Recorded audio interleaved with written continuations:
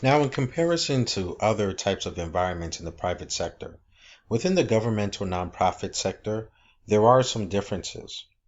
One of the differences is the organizational purposes of governmental nonprofit organizations, right? So within commercial businesses, it's mainly to generate a profit for the business for the benefit of the business owners. In the government sector, the more of the public sector, it exists for the well-being of citizens and for providing public services. So mainly it's for to provide resources and providing for the interests of the individuals within a certain type of public. And the result is that governments report far more information than commercial enterprises.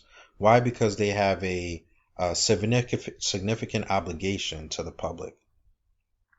Now, as far as the sources of revenue, the sources of revenue in a governmental nonprofit organization, as indicated before, is that it mainly comes from the taxes. It mainly comes from grants.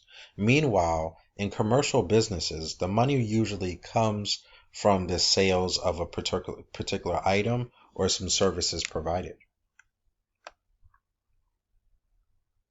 Now, because the U.S. and state constitutions grant state and local governments the ability to tax, governments very rarely go out of business, and that's very important. So when you think about a private organization, and we look at all of these businesses that are constantly failing, it's because their source of revenue is not guaranteed. When we think about a government nonprofit organization, again, it's generating revenue from the taxes as well as the federal government with its grants.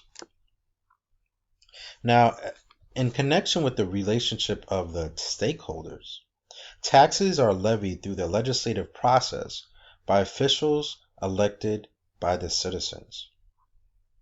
Certainly, a fund represents part of the activities of an organization that is separated from other activities in the accounting records to more easily demonstrate compliance with legal restrictions or limitations.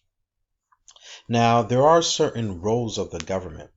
So many businesses prepare budgets, but these are for planning and control purposes and are really made available to creditors, right?